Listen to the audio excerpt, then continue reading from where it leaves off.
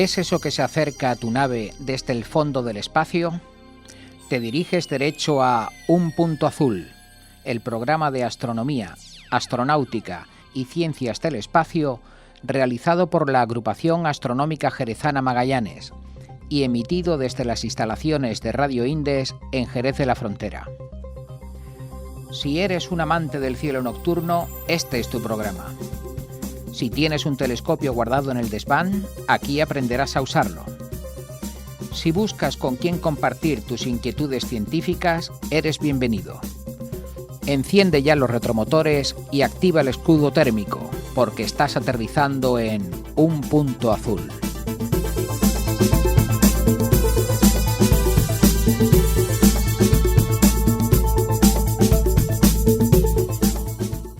Bienvenidos, bienvenidas.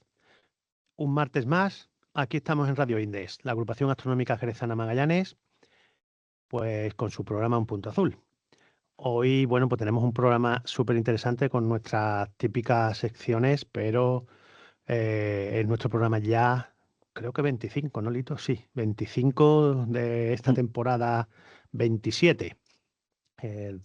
Y bueno, hoy volvemos a tener aquí a nuestros amigos y compañeros y saludamos en primer lugar a Juan Luis Cano, que volvemos a tenerte por aquí.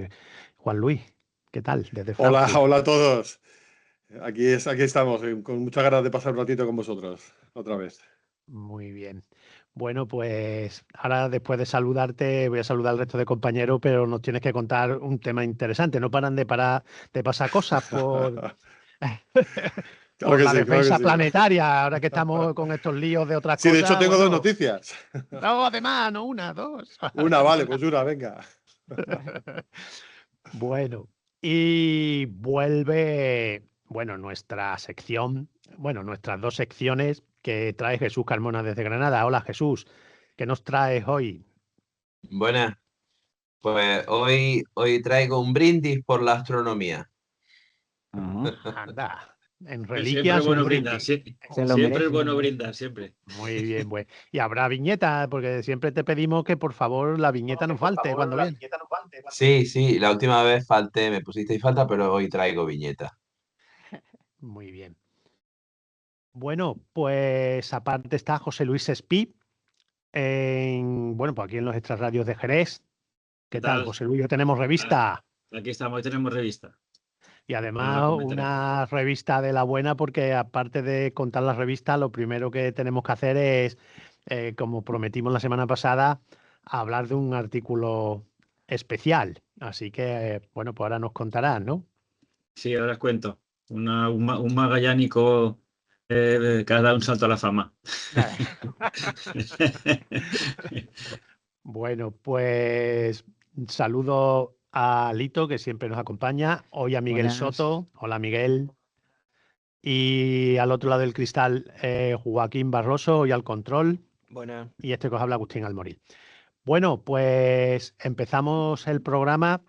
Y bueno, lo primero, José Luis, vamos a como prometimos, bueno, pues a leer por lo menos un artículo de la revista. Después, si quieres comentar alguna de las cosas.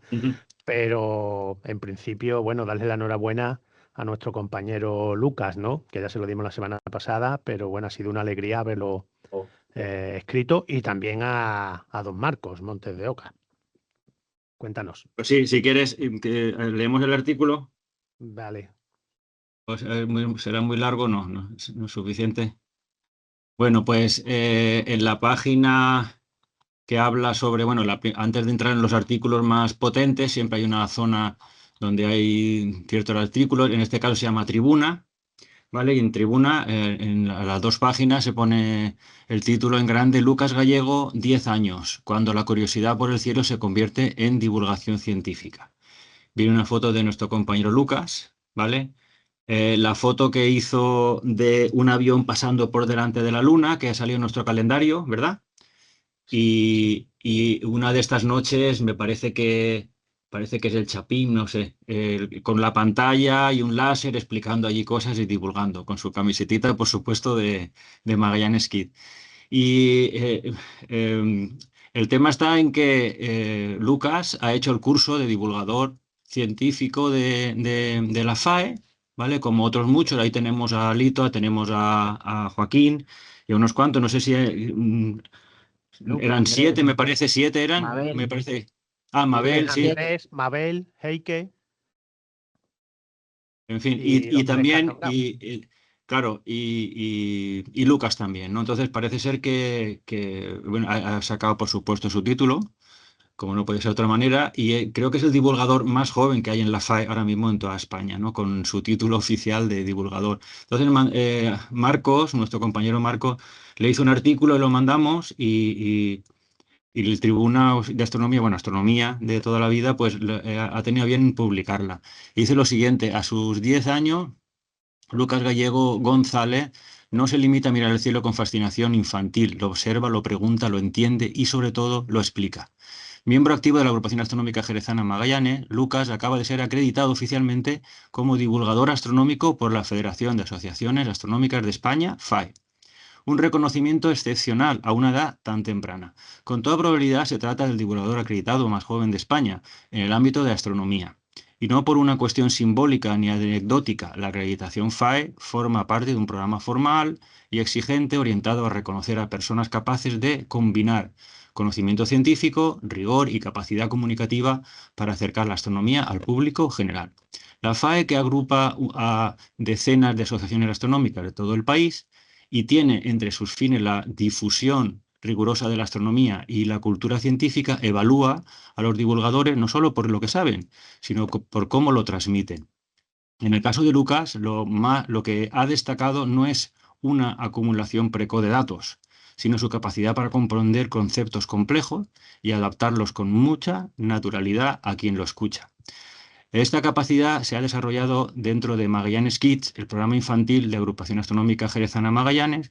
Lejos de ser un espacio lúdico, sin estructura, Magallanes Kids está concebido como un entorno de aprendizaje activo, donde niñas y niños menores de 14 años se aproximan a la ciencia, la astronomía, la historia y la historia de la exploración a través de proyectos prácticos, experimentación y trabajo colaborativo. En este contexto, los participantes no solo conocen los grandes hitos de la historia científica, desde la invención del telescopio, la formulación de la gravedad hasta la exploración espacial contemporánea, sino que los reconstruyen, los representan y los explican, utilizando modelos, prototipos y materiales que les obligan a pensar, preguntar y comunicar. El caso de Lucas es singular, pero no aislado.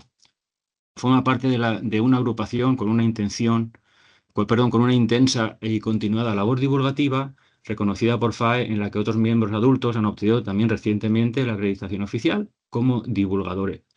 Este dato aporta un contexto fundamental. La certificación de Lucas no es una excepción indulgente, sino un resultado de un entorno exigente, intergeneracional y comprometido con la divulgación científica de calidad. Desde Magallanes insisten que este reconocimiento no busca convertir a Lucas en un símbolo mediático, sino en un ejemplo natural de lo que ocurre cuando la curiosidad infantil encuentra apoyo, método y rigor.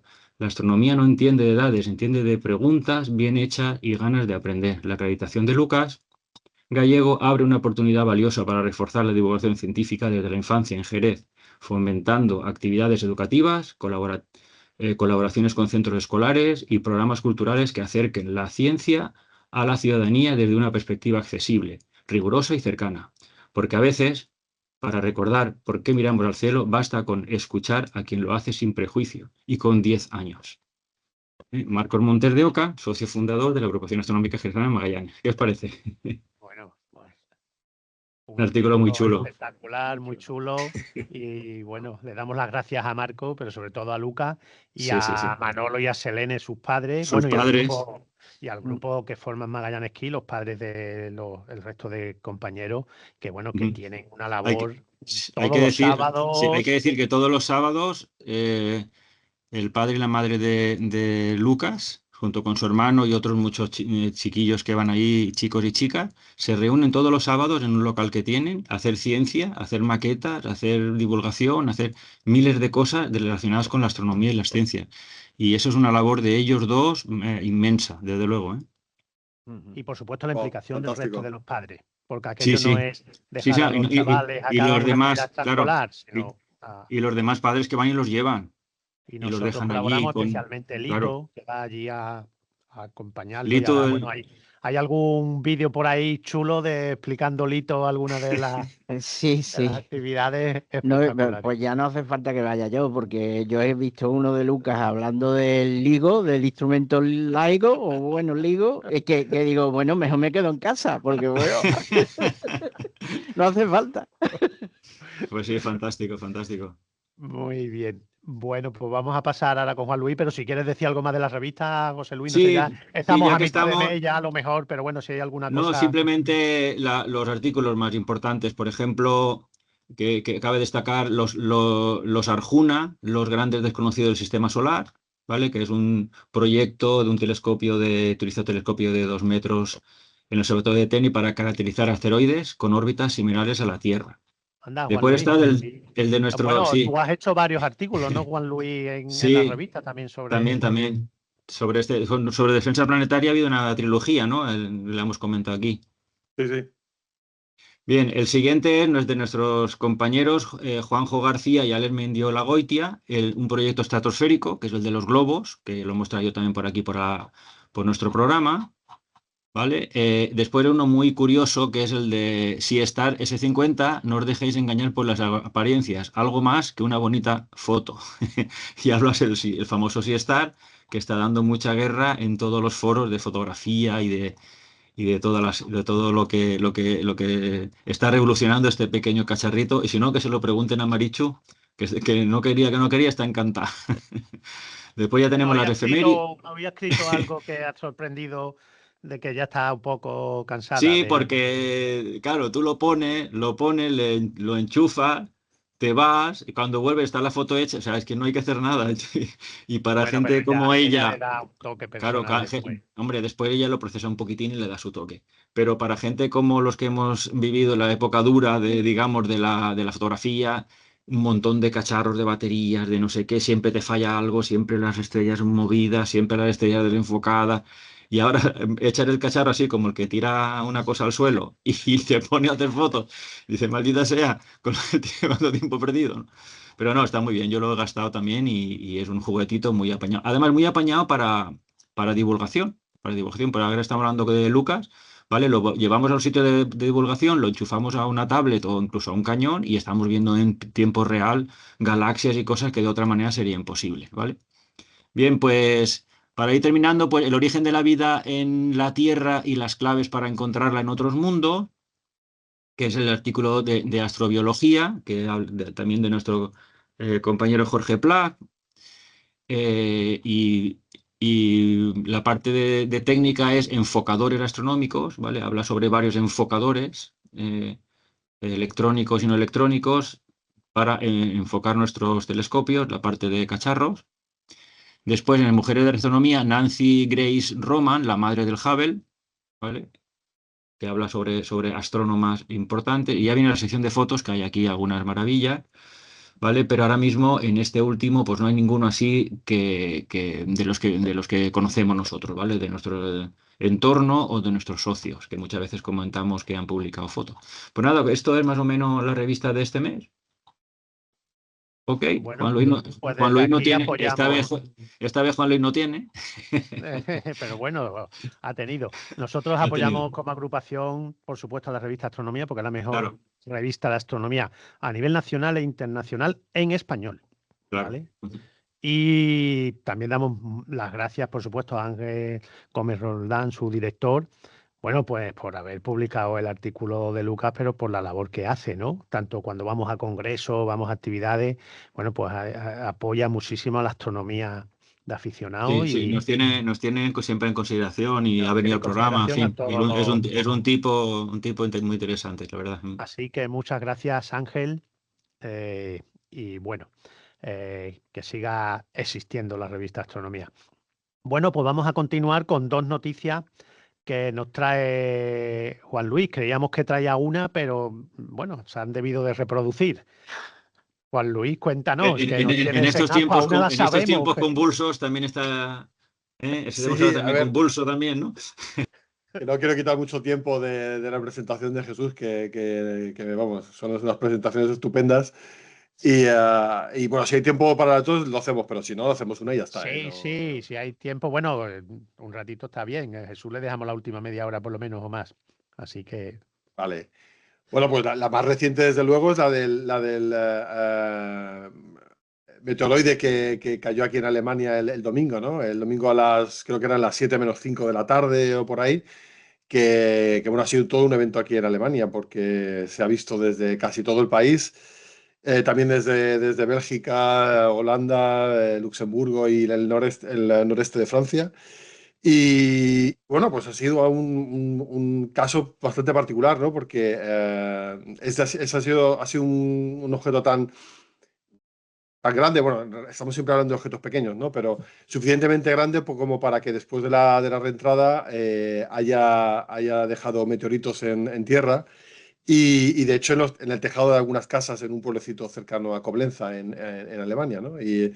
Y bueno, la noticia ha sido esa. Si queréis, comparto rápidamente un par de imágenes sí, que claro. son interesantes. Esta vez es de verdad, ¿no? Porque hemos visto siempre muchas imágenes de meteoritos atravesando un coche, el techo de un coche o algo. Algunos Sí. eran verdad, otros eran mentiras. Algunos son No, espectaculares, las pero imágenes son que han llegado montajes. Esto es verdad, ¿no? Esto Sí, no. sí.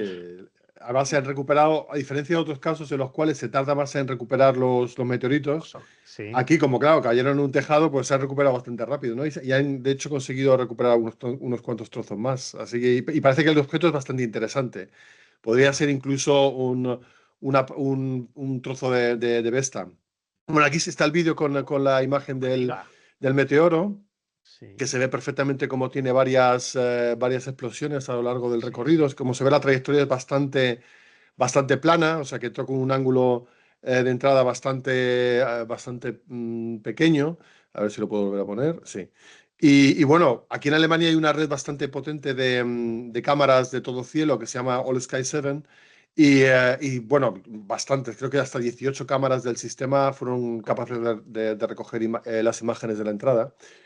Y bueno, aquí ahí está el report el informe que recoge la Organización Internacional de Meteoros, en la cual se ve, para este caso en concreto, que tienen ya aproximadamente unas 3.150 reportes de gente que vio el evento y reportó en la imagen. Veis que se ve claramente desde Alemania, desde el noreste de Francia, Holanda y Bélgica, y Luxemburgo, ¿no? Esta es la trayectoria, esta flechita azul es la trayectoria del objeto. Y como veis, pues ha habido muchísima gente que ha reportado el haber visto el evento. Y si queréis visitar el sitio, la verdad es que aquí hay fotos y vídeos como para montar 20 presentaciones. Así que bueno, no voy a ¿Cuál es? explayarme, pero Dilo sí, sin este es comentar. el sitio web de la International Meteor Organization, el IMO, y el sitio web es fireballs.imo.net, y bueno, ahí se pueden ya ver los eventos y ir a buscar este evento en particular. ¿Qué Am, diámetro y tenía el objeto, Juan Luis? Pues la verdad es que estamos discutiendo bastante sobre ese tema. Yo creo que estaría alrededor del metro, probablemente. Estamos todavía recogiendo información al respecto y la gente de All Sky 7, queremos hablar con ellos para que nos pasen la información, pero tiene pinta de que estaría alrededor del metro. Objetos de ese tamaño caen a la Tierra típicamente una vez cada 2 semanas. Lo que pasa es que, claro, ya sabéis que 2/3 de la Tierra están ocupados por el mar, con lo cual, pues eso no se observan. Y claro, ver que caiga un objeto de estos en zonas muy pobladas, pues es más extraño, ¿no? Y la verdad es que ha sido un evento que aquí en Alemania ha salido en todas las noticias. Por desgracia, estaba con mis hijos haciendo una cosa en el salón, pero si me hubiera asomado a la ventana, vamos, lo habría visto seguro, porque Frankfurt está en esta parte de aquí que estoy señalando y se habría visto perfectamente hacia el ocaso el evento de entrada.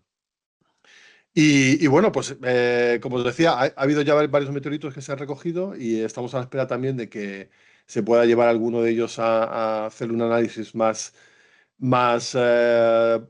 detallado para poder determinar de qué tipo de objeto estamos hablando y si efectivamente se confirma esa posibilidad de que sea un trozo de Vesta.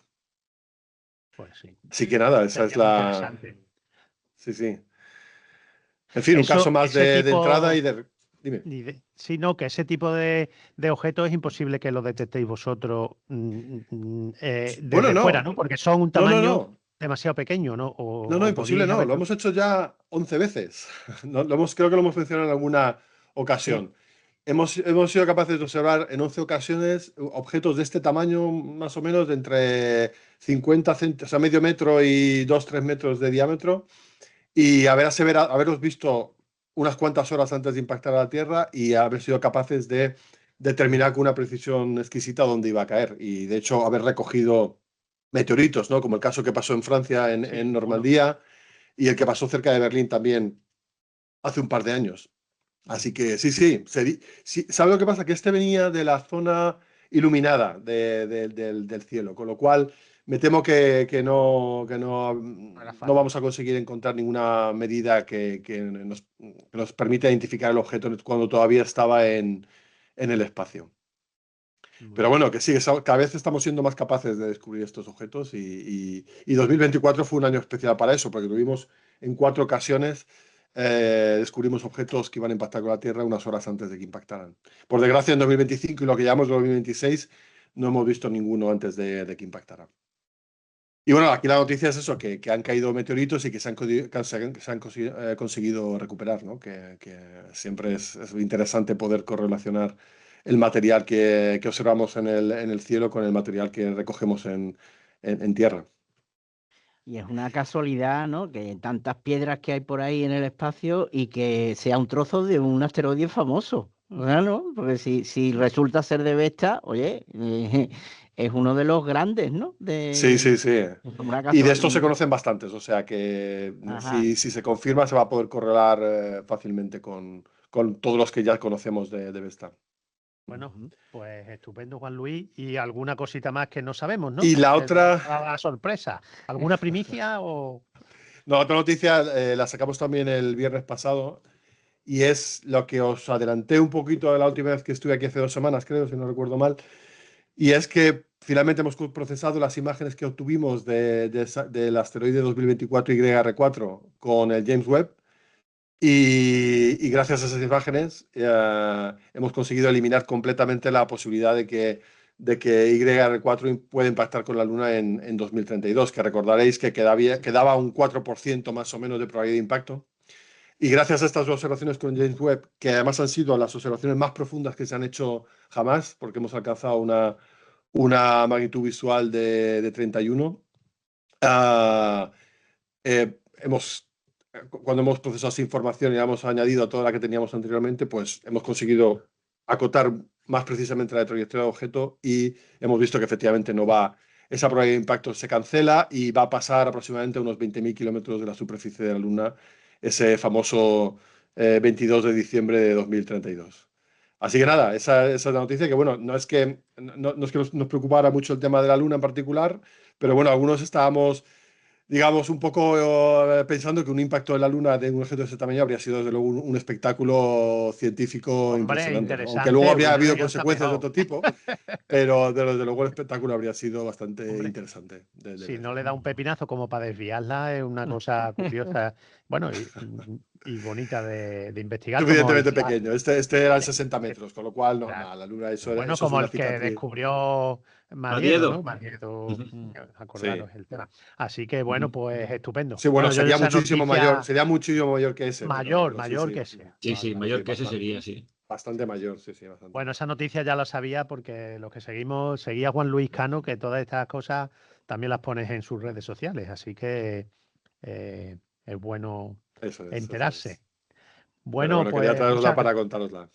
muchas gracias, Juan Luis. Nos vamos ahí con Jesús y a ti cuando quieras pues puedes volver, aunque me entera por ahí que te están intentando fichar y vas a estar por ahí con nuestros compañeros de Astromares algún día de esto. Ya cuando estés pues lo pondremos aquí y lo diremos para que escuchen Muy Radio bien. Tomares hablar a Juan Luis Ahí estaremos. en otras radios, que no competencia, No. Nada, un poquito nada más. Ya sabéis que mi corazón está con vosotros. No, tú sabes que Astromares han preguntado y han aprendido mucho de nosotros y nos tienen en mucha consideración siempre.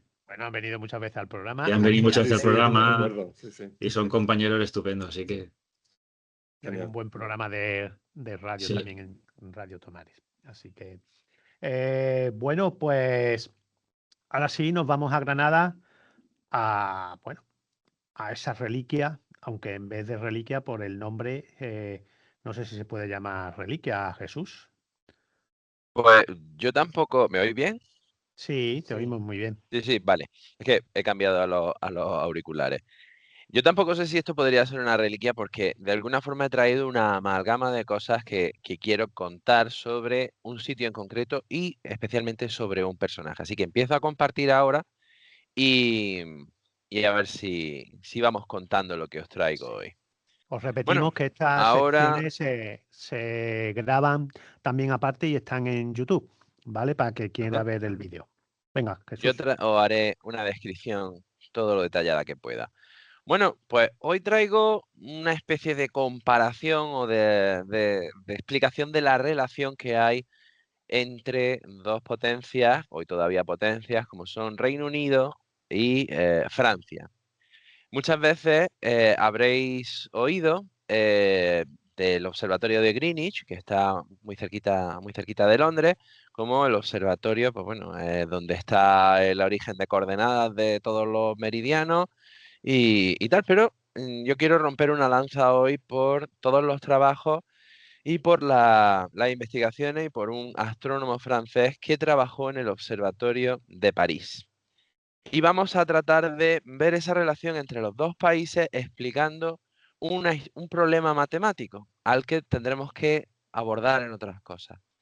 50 galones, en las medidas imperiales, era la capacidad de un barril en el siglo XVIII, eh, en el que se llevaba vino francés hasta Inglaterra.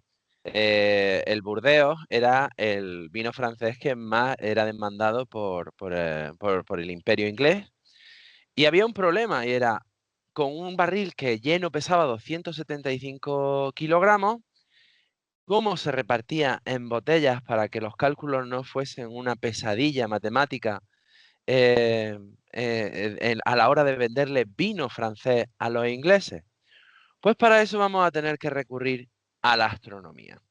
Y aquí es donde empieza mi relato sobre esta reliquia, este hombre que prácticamente es una reliquia, lo admito, es François Arago. François Arago fue un astrónomo francés bueno, nació a final del siglo XVIII y pues, vivió a lo largo del siglo XIX. Fue director del Observatorio de París y, bueno, pues tiene un libro muy bonito, lo tengo por aquí, luego si queréis os lo enseño, que se llama Grandes Astrónomos, de Newton a Laplace. Este libro está antiguillo y lo traducen como Francisco Arago, ¿no? François Arago fue director del Observatorio de París y bueno, pues hizo algunas remodelaciones del Observatorio de París, que como ya hablamos en algún momento, pues bueno, tiene esa forma cúbica con dos torreones en la zona sur. Pues en uno de los torreones hizo una ampliación, una especie de, una cúpula, como a lo mejor no se está, bueno, como se estaban construyendo en otros sitios, como Pulkovo, en Europa, en San Petersburgo, cerca de San Petersburgo. Esa cúpula pesaba cerca de 20 toneladas en peso, en bronce. Y claro, era un problema para un edificio que sus forjados, sus suelos, pues a lo mejor no podían resistir ese peso. La cúpula era sencilla de resolver porque, bueno, se apoyaba sobre los auténticos muros de piedra, todo el perímetro del torreón. Pero el problema era el telescopio que iba dentro, un Brunner, que sin duda pues, no iba a ser soportado por el suelo, por ese techo del torreón del observatorio. Y se tuvo una solución muy ingeniosa, toda promovida, por supuesto, por este astrónomo François Arago. Y es que en la descarga del peso de este refractor se hacía desplazando ese centro donde cargaría, en el centro de la torre, el peso con una especie de estructura metálica hacia los bordes. Esto lo que hizo falta fue crear un falso suelo que elevaba el plano de trabajo del telescopio y que ocultaba esa cámara donde estaban, por donde se accedía, por supuesto, donde estaban todas las patas, por así decirlo, que se apoyaban ya más cerca de los muros para no vencer la cubierta del torreón. Esa fue una de las innovaciones que trajo François Arago al Observatorio de París. Otra de ellas, y en esto también comparado con los ingleses, bueno, hay que decir que el Observatorio de París es joven, pero es más viejo que el Observatorio de Greenwich, no mucho, solamente 8 años, ¿no? Pero la iniciativa, bueno, en aquel tiempo el rey de Francia y el rey de Inglaterra eran prácticamente primos, entonces lo que hacía uno lo quería hacer el otro, se copiaron básicamente. El nacimiento de la Royal Society y de la Academia de Ciencias Francesa es prácticamente contemporáneo, son simultáneos. Sin embargo, el Observatorio de París es de 1667 y el Observatorio de Greenwich es de 1675. Es 8 años posterior al de Francia. Por cierto que el observatorio más antiguo de España es el ROA, el Real Observatorio de la Armada, es de casi un siglo después, es de 1795.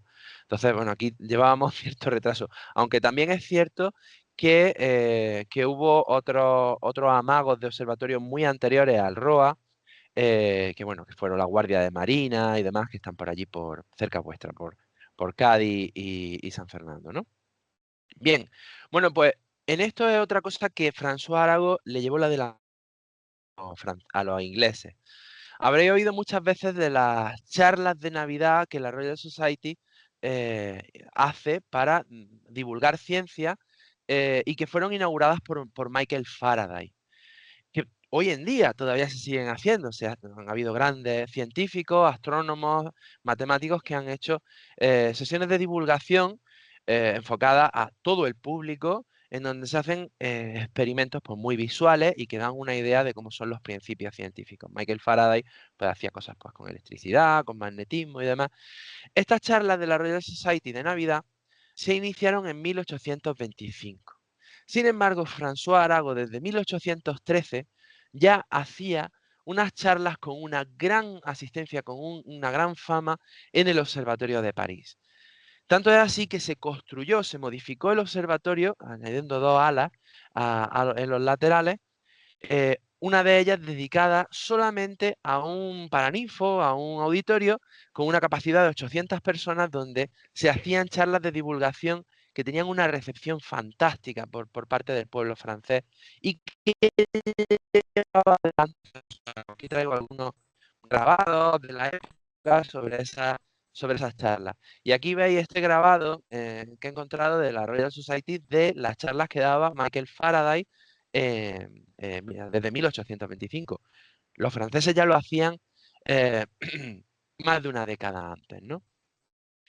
La comparación es que, bueno, François Arago pudo seguir haciendo estas charlas hasta que la salud se lo permitió, en torno a los años 40, cerca de los 50, pero después ya fueron canceladas. Y a la muerte de Arago, el sucesor fue Urbain Le Verrier, que os sonará porque fue el matemático que descubrió por cálculo el planeta Urano.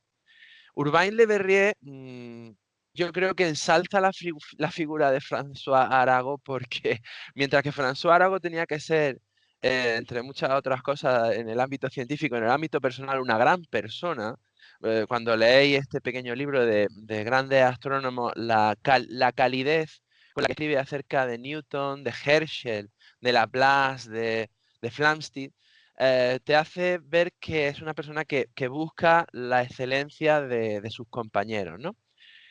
Quiero decir esto porque a la llegada de Urbain Le Verrier, del que dicen que al descubrir, cuando se confirmó el descubrimiento de Urano por sus cálculos, jamás quiso acercarse, teniendo la oportunidad, a un telescopio para observar su descubrimiento, a la muerte de Arago fue el director del Observatorio de París.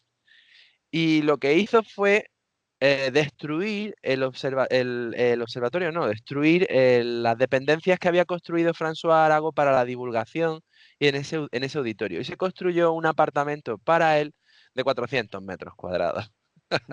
O sea que la diferencia entre ambos está patente solo con estas anécdotas. Por cierto que François Arago fue, al modo de Halley con Newton, fue quien le animó a que realizara los cálculos para el descubrimiento del planeta Urano.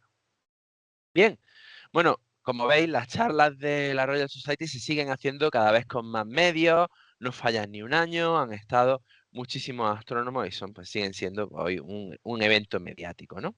Y aquí tenéis a Urbain Le Verrier, que fue el que destruyó el auditorio de François Arago. Por cierto que Le Verrier tiene una estatua en la entrada del observatorio de París, y no Arago. Arago tiene una avenida, que es la que está contigua al observatorio, ¿no?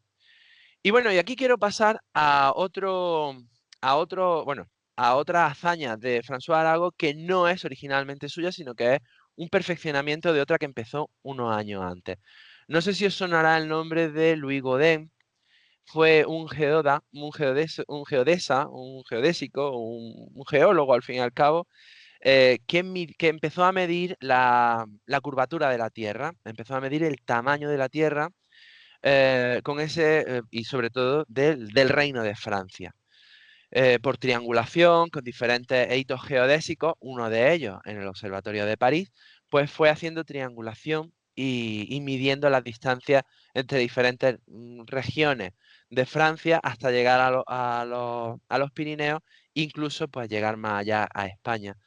El objetivo de esto era establecer un sistema de medidas que estuviese basado en la propia Tierra. Esto es precioso porque cuando nosotros decimos que la Tierra tiene una circunferencia mayor de 40.000 kilómetros, en realidad lo que estamos diciendo es que se hizo una medición desde el Polo Norte hasta el Ecuador de la distancia de esos dos puntos a través de la medición de Francia. Y con la medición de Francia y el arco que ocupa dentro del globo terrestre, pues se estableció que habría 10.000 unidades, 10 millones, perdón, 10.000, se me ha ido el número, 10.000 millones, son 10.000 kilómetros, por lo tanto son 10 millones. Habría 10 millones de unidades de una nueva unidad de medida que se llamó metro entre el Polo Norte y el Ecuador. Total, que 10.000 kilómetros son los que separan el Polo Norte y el Ecuador por 4, eso sería un cuarto de la circunferencia de la Tierra, por 4 serían 40.000 kilómetros. Y entonces eso hizo que se estableciera la unidad, el valor del metro. Y aquí es donde, después François Arago continuó y perfeccionó esas medidas que realizó Louis Gaudin. He dicho que a lo mejor Louis Gaudin os suena porque Louis Gaudin murió en Cádiz. Murió en Cádiz, haciendo también pues, parte de las mediciones que había allí, que podía realizar desde allí. François Arago las continuó y las continuó más allá de los Pirineos, a lo largo de Cataluña, incluso hasta Baleares, hasta Mallorca y Formentera. Hizo mediciones de toda la costa levantina para establecer pues eso, una precisión mayor de lo que sería la distancia desde el Polo Norte al Ecuador. Por cierto que se le tildó de espía por el reino, por España, ya era época de Napoleón, se le detuvo y se le tuvo retenido en un castillo, Castillo de Belver, me parece que fue, como prisionero, aunque no lo consideraban como tal. Consiguió escapar y subirse en un barco, irse a Argel. Después lo secuestraron unos piratas antes de poder volver a Francia. Y total, fue una vida de aventuras tremenda, ¿no? Pues François Arago nos completa ese regalo de la medida entre el Ecuador y el Polo Norte de los 10.000 kilómetros. En 1994, la República Francesa instauró en Francia, y Francia intentó que ese meridiano que habían medido, que pasaba por el Observatorio de París, el meridiano de París, fuese el origen de medida frente al que estaban preparando los ingleses, que pasa por Greenwich. Lo que pasa es que al final se impusieron los ingleses. Al final siempre los ingleses parece que se imponen, aunque los franceses son los que empiezan primero.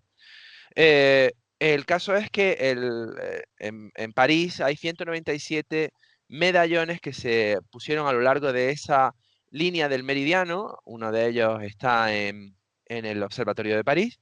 Y en esos medallones, además de poner norte-sur para indicar el eje que delimitan y que delimitan el meridiano de París, se le puso el nombre de Arago en memoria de este astrónomo francés. Aquí tenéis a mi persona en el patio del Louvre, en el que me hice pues una foto con uno de los medallones que está precisamente en esa plaza, en una esquinita muy, muy modesta. Y de fondo veis pues veis el Museo del Louvre y la pirámide de cristal de MPI, que se ha hecho famosa pues también por algunas novelas de esas de misterio y ocultismo y demás, ¿no? Que además pues creo que tienen que ver también, o por lo menos incluyen esta línea del meridiano de París, ¿no? Bueno, y ahora que sabemos de la historia de Arago y sabemos también de lo que hizo para poder definirnos el metro, vamos a resolver el problema de cómo los franceses le vendían ese vino de Burdeos a los ingleses, con esos barriles que eran más o menos estándar de 50 galones. Los 50 galones podían albergar una capacidad de unos 225 litros. En realidad era un poco más. Y entonces decían los franceses, ¿cómo les vendemos y cómo hacemos la contabilidad sin que no se nos vaya a la cabeza el vino a los ingleses? ¿Qué botella utilizamos? Bien, pues vamos a partir de que tenemos 10 millones de metros de la distancia del polo al Ecuador. Y con ese metro, que es nuestra nueva medida, podemos establecer una medida de superficie, que sería el metro cuadrado, y una medida de volumen, que sería el metro cúbico. Un metro cúbico vamos a decir que son 1000 litros. Y un litro, por tanto, podemos equipararlo a un kilogramo del material más abundante que hay, que es un kilogramo de agua. Ya tendríamos dos de las medidas que más usamos en cualquier problema de física. El kilogramo, unidad de masa, y tendríamos el litro también, aunque el volumen podemos usarlo más bien en unidades del sistema internacional, que serían metros cúbicos o uno de sus derivados. Bien, pues ya que tenemos ese litro, podemos usar una botella de 1 litro. Eso es un problema, porque una botella de 1 litro puede ser demasiado grande. 50 galones imperiales son 227,3 litros. 227,3 litros entre 300 botellas nos darían una botella de 0,75 litros. Eso quiere decir que si hacemos cajas, que si 227,3 litros entre 25 cajas tendríamos 9 litros por caja. Y si hacemos esos 9 litros entre 12 botellas, volvemos a obtener esa 0,757, es decir, 757 mililitros por botella, que sería algo menos del litro. Esa botella de 75 centilitros, la botella estándar, daría para unas 4 o 6 copas, que se veía algo muy, muy adecuado para una cena o para una comida entre varias personas, sin que ninguna de ellas pues, estuviera especialmente perjudicada. Total, que 6 copas de una botella de 0,75 sería el estándar que los franceses venderían a los ingleses. Hay que decir a todo esto que era muy apropiado porque dividirlo entre 300 nos daba, aparte de 300 era un número muy redondo como para calcular el número de botellas que se podían obtener, pero además 0,75 centilitros era casi el máximo que un soplador de vidrio francés podía conseguir en una sola expiración. Es decir, soplando el vidrio de un solo soplido se podía conseguir esa botella, entre 600 mililitros y 750. Así que era prácticamente el límite al que podían llegar. Pero fijaros que estamos relacionando una medida de volumen con una medida de longitud que precisamente está basada en la medida de la Tierra. Aquí tenéis los diferentes tipos de botellas. Hay muchísimas botellas premium, más grandes, más pequeñas, pero la botella estándar es 0,75 litros. 3/4 de litro, precisamente cuando 1/4 de la circunferencia de la Tierra fue la que dio esa medida de la botella de vino que todos consumimos. Así que en este amalgama, en este poema en el que yo alzo mi copa por los astrónomos franceses y el Observatorio de París, hemos relacionado el brindis de una copa de vino con la medida de la Tierra. Y esta era mi extraña reliquia de hoy. Qué bueno. Extraña, pero curiosa, ¿eh? Curiosa Porque, pues, y divertida. ¿a qué demonios viene la Ya botella lo creo. de 0,75? Pues nada, pues ya lo sabemos. Pues muy interesante, Jesús, como siempre, nos Buenísimo. deja boquiabierto con los temas. Te los curras bien, desde luego, Jesús. Fantástico.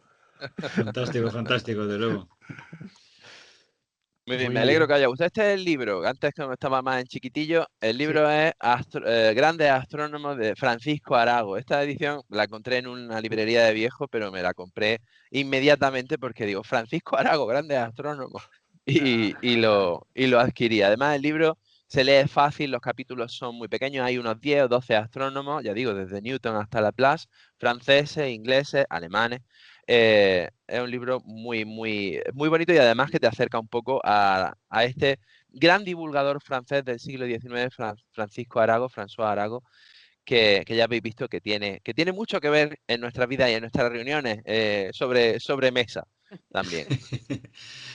El clásico austral, ¿no? De los libros Sí, clásicos de toda la vida, efectivamente. de la editorial Astral. Yo tengo por aquí algunos Está incluso un cuantos. poco perjudicado, pero bueno. Se lee, Publicado en se Buenos lee. Aires en 1945, pero bueno, aguanta y todavía se lee bien. Todavía se puede leer. Gran Pues colección. alguna relación tenía que haber entre la astronomía, alguna más, y el tema de pesos y medidas, porque hasta Kepler también estuvo trabajando sobre ese tema. He estado leyendo recientemente la biografía de Kepler y resulta que en algunos de los reinos de aquí de Alemania le llamaron para hacer, para hacer un estándar de galonaje para toneles también, porque había una variedad enorme de diferentes medidas de medir volúmenes aquí en los diferentes reinos de Alemania que no había manera de que hubiera un comercio razonable entre las diferentes regiones y estableció y escribió un libro sobre temas de cómo calcular volúmenes para toneles y que fuera un estándar sobre ese tema. Así que claramente ahí hay algo entre la astronomía y el cálculo de volúmenes. Yo por eso Sí, creo que siempre brindo. además Sí, yo por eso siempre brindo por el Sistema Internacional de Medidas, siempre. Cuando hacemos un brindis, y además el ¿verdad? gran escollo del Sistema Internacional de Medidas siempre ha sido la cabezonería del sistema imperial. Totalmente. Es tremendo, sí. no hay manera Sí, de que lo suelten. De las Con lo, onzas, con las lo complicado libras, que es el suyo y lo fácil que es el nuestro, pero nada, no hay, porque es Sí, sí. complicadísimo. Bueno, para ellos será fácil el suyo también, pero bueno, la verdad es que No, pero tiene que ser más es fácil el nuestro, enredoso, que son es enredoso, ir es poniendo y enredoso. quitando ceros. Y ahí las pulgadas son 9 no sé qué y 15 no sé cuántos son un galón. O sea, es imposible eso de sistematizar. Bueno, fijaros que al fin y al cabo los ingleses querían comprar vino francés, dice, y ellos no tenían su propio vino. Dice, sí, el mejor vino inglés es el sherry, que es el que se hace en Sherry. Jerez. O sea que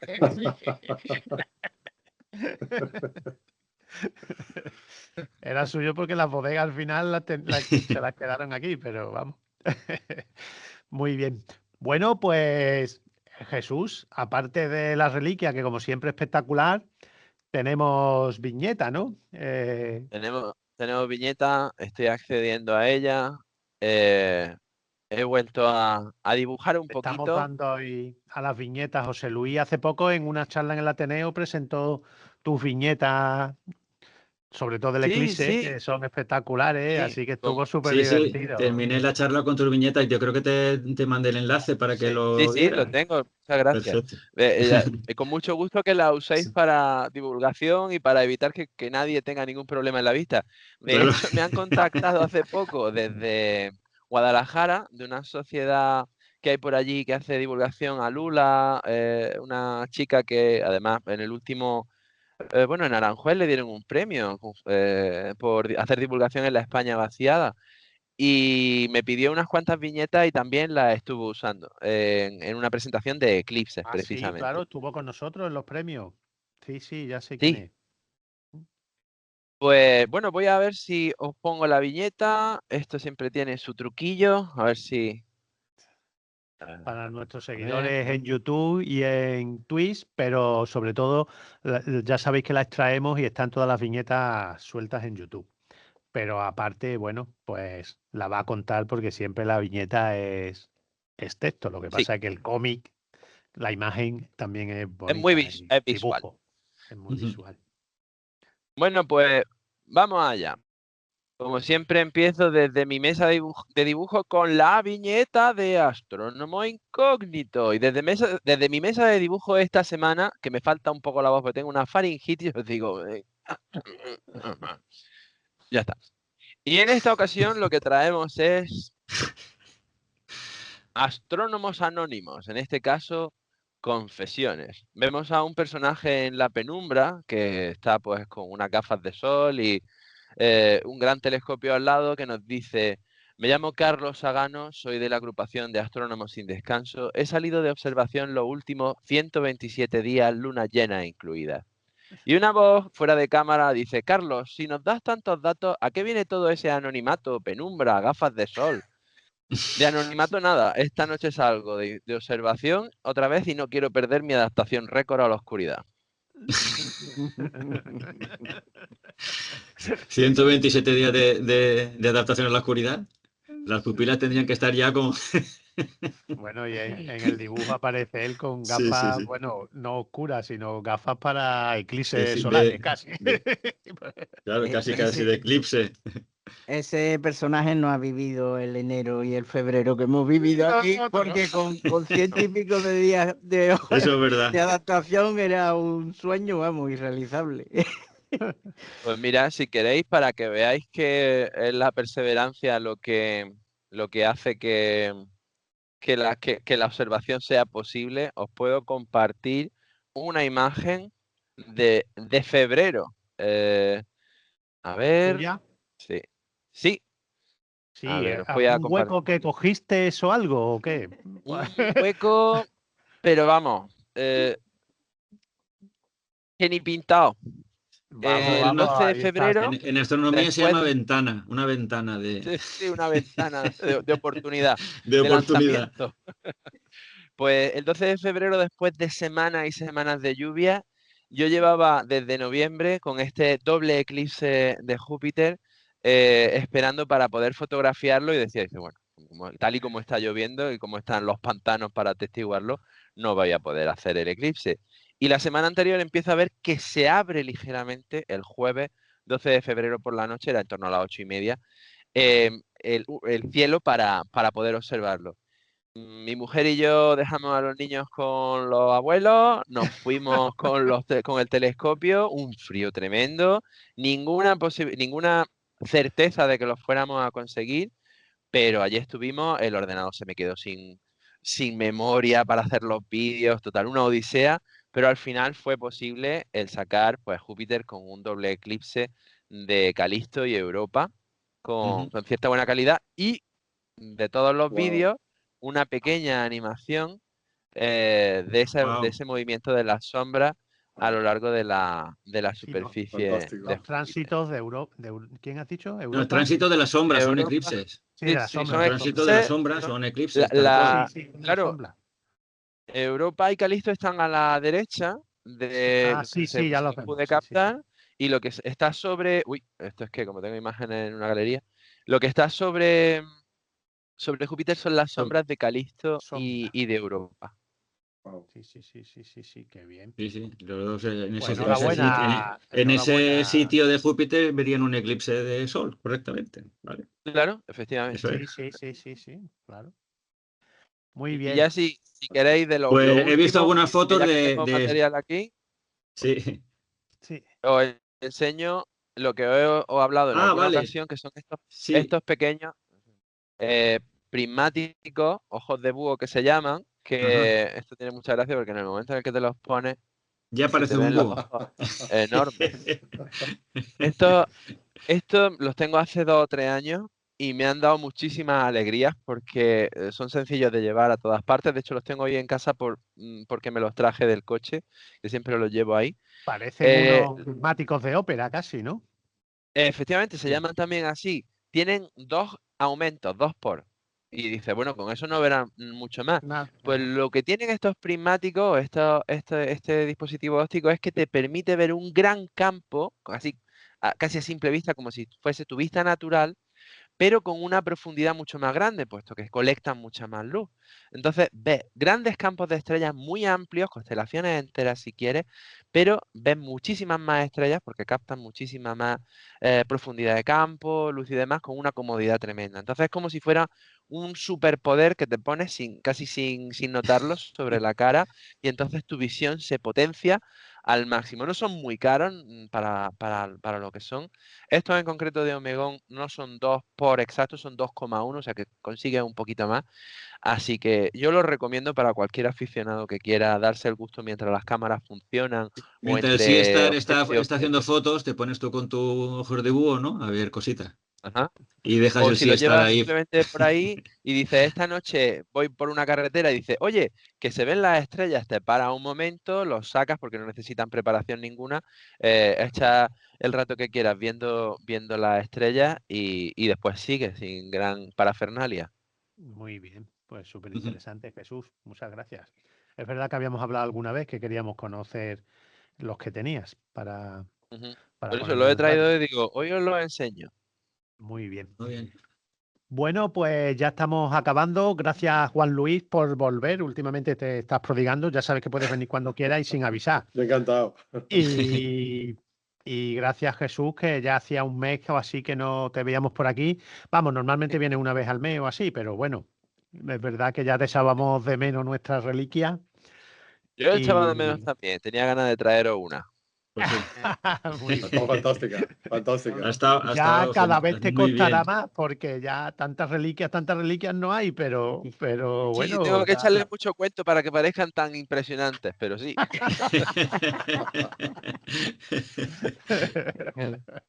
Pero muy bien siempre. Muy bien. Bueno, estamos Muchas terminando gracias. y deciros que, bueno, tenemos actividades, hemos tenido actividades, hemos terminado nuestro curso de astrofísica, pero que en realidad lo hemos llamado La vida de las estrellas.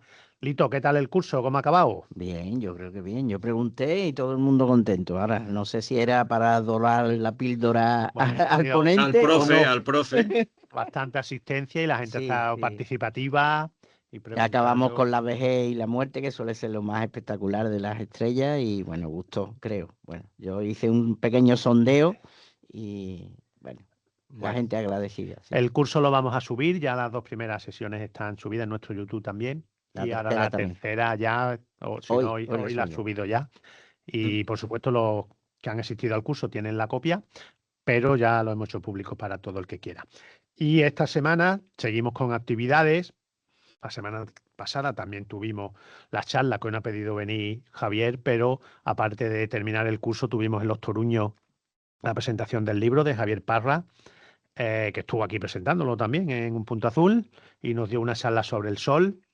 Y bueno, pues pasamos una tarde estupenda, gracias a Juan Antonio también de Códice, que fue quien invitó a Javier a la actividad. Y allí estuvimos los magallánicos apoyando a Javier y bueno, divirtiéndonos mucho con las cosas que cuenta también. Y esta semana, bueno, pues tenemos, aparte de Un Punto Azul, que toda la semana lo tenéis, tenemos el sábado doble sección. Los que somos socios de Magallanes vamos a ir una visita al Museo Arqueológico, invitado por el director del museo, que nos va a contar allí, bueno, la historia no solo de la antigüedad, sino también un poco del mundo de las estrellas o el mundo, no sé, algo hay por allí Ya en veremos. el museo que hay cosas interesantes relacionadas con los astros. Y después por la noche, para los más deportistas, tenemos un maratón. Ahí, nos vamos. Conjuntamente con el Ayuntamiento de La Barca, pues nos vamos al Parque de la Suara, allí cerquita de Jerez, bueno, es una pedanía de Jerez, y vamos a plantar nuestros telescopios, a hacer una observación para todo el que quiera asistir, pero el objetivo es hacer el maratón. Inicialmente empezaremos flojitos, supongo, y quien quiera pues Maratón estará Messier, hay que toda la decir, Maratón noche. Messier.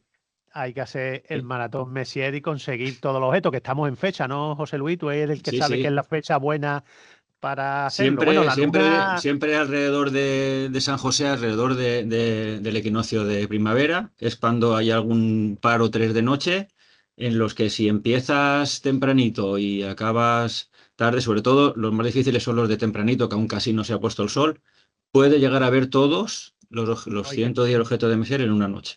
Y tienes que tener el horizonte muy llano. Allí en la Y Suara sí, hay claro. alguna parte que podemos... Pero vamos, el tema está en que hace tiempo que, ya sabéis, las lluvias y no vamos a observar ni a hacer prácticamente fotos ni nada, solo es cosas de despacho y de charla, pues echar un rato bueno con los telescopios. Si consigues ver 15, 20, 30 objetos de Messier, pues adelante. Vale, Ese es el tema. telescopios para que todo el mundo pueda Eso verlo. Y si no, aparte haremos, como siempre, un ratito de Caminos del Cielo o explicaremos cosas dependiendo del público que asista. Bueno, si Lito quiere, Lito, ¿cómo va a estar el sábado? ¿Estamos a tope? ¿O tenemos? Porque hoy no, estaba yo- nublaete el sí. tema. ¿Hay un alguna poco. ventana? Yo me conformo con la que tuvo el otro día Jesús en Granada para ver el Júpiter. Ya actualizaremos. Había nube, ¿eh? Tú le sabemos. Por eso, había nube. Bueno, pues nada más. Nos vemos el martes ¿Puedo que hacer una fe viene. de ratas que me acabo de dar cuenta? Perdona. Una Sí, fe de claro. ratas. He dicho ver. que Urbain Le Verrier descubrió Urano, me parece en alguna ocasión, descubrió Neptuno, por supuesto. Ah, vale. Y fue William Herschel nos el que descubrió Urano, casi un siglo antes. Pero bueno, perdonadme, ya en el vídeo no saldrá, en el corte que va a hacer Lito, quedará mal, Sí, pero... claro. No, bueno, aquí a la postre esa que cosa, hubo cuando una se da uno corrección. cuenta, cuando se da uno cuenta de esas cosas, cuando se edita, se pone abajo un asterisco y se subtitula. Y ya dice, perdón, Más tal, y se trabajo subtitula. palito. Más trabajo palito, bueno. Palito. Bueno, pues nos vemos la semana que viene más. Adiós. Hasta la semana que viene. Adiós. Chao.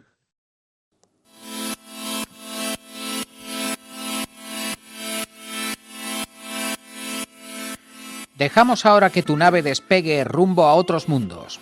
No dejes de visitarnos pronto y no olvides que puedes escuchar Un Punto Azul en directo o cuando tú quieras en Radio Indes, iVoox, iTunes y Spotify. Tienes disponible la versión en vídeo en nuestro canal de YouTube AA Magallanes Jerez. También puedes seguirnos en Facebook, Twitter e Instagram. Y si quieres hacerte miembro de la agrupación, manda un correo electrónico a contacto@aamagallanes.es. En todo caso, buen viaje.